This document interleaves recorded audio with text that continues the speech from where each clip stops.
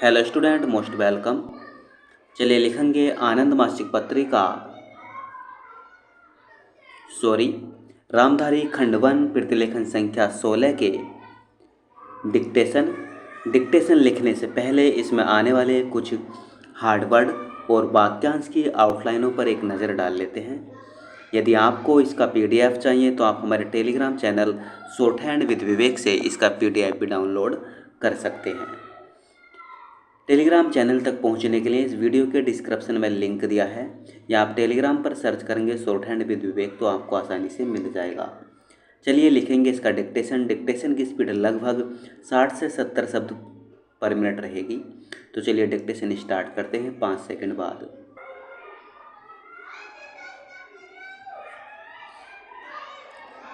अध्यक्ष जी, जिस समय पाकिस्तान ने भारत पर हमला किया था उस समय उन्होंने देश की रक्षा के लिए महत्वपूर्ण कार्य किया था।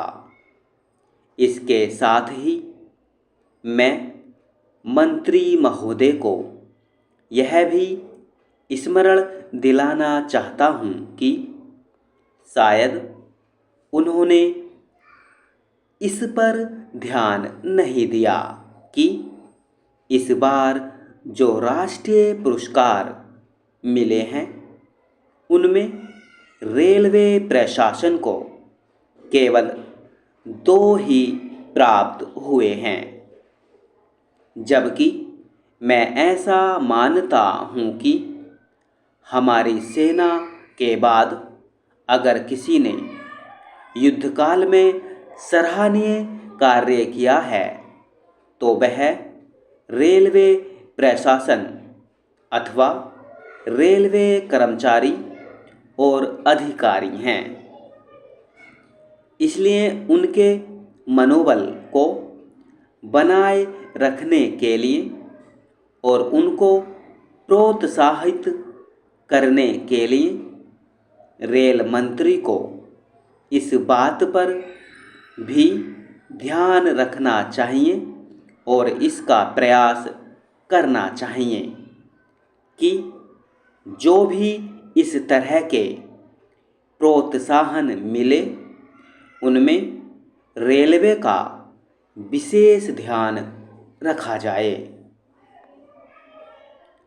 मंत्री महोदय ने अपने वक्तव्य में भी रेलवे कर्मचारियों की प्रशंसा की है या उनको प्रोत्साहन दिलाया है, लेकिन यह प्रोत्साहन शांति काल में भी बना रहना चाहिए।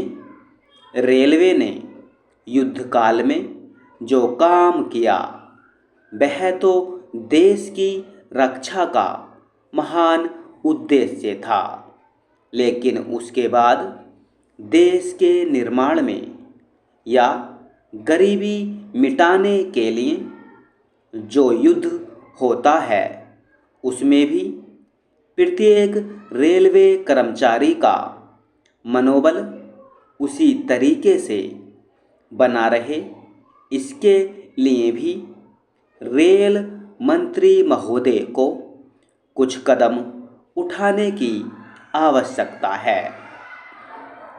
मैं ऐसा मानता हूँ कि वह किसी भी तरीके से करे, उनका तरीका कुछ भी हो, लेकिन उनको यह करना चाहिए कि जितने भी रेलवे कर्मचारी हैं, जो भी रेलवे को मुनाफा हो उसमें वह साझेदारी हो, चाहे आप उनको बोनस के रूप में कुछ दें, चाहे किसी और तरीके से दें, लेकिन हर वर्ग के रेलवे कर्मचारी को मालूम होना चाहिए कि यदि वह देश के निर्माण के संबंध में ठीक तरह से काम करेगा तो उसको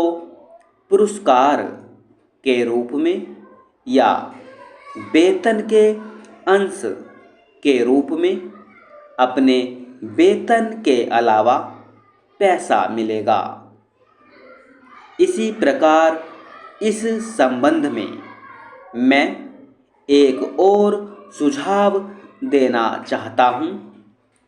स्वतंत्रता के बाद रेल प्रशासन भारत सरकार का प्रशासन हो गया, लेकिन यह लोकसभा एक विशेष उद्देश्य को लेकर चुनी गई है।